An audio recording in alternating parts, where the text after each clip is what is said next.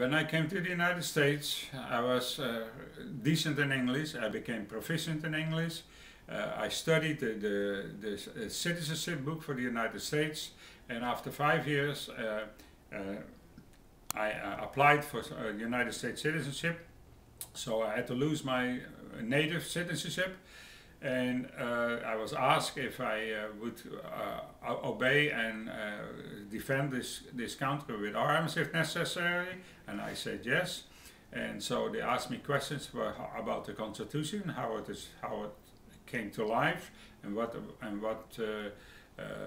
how the representatives are chosen, and the senators. And after the judge deemed that my knowledge of the Constitution and the history of the United States was sufficient, I raised my hand with many other people, became one of the proudest day in my life, and I'm honored to be a United States citizen. I sometimes become very emotional about that, because lots of people who are born here, they take citizenship for granted.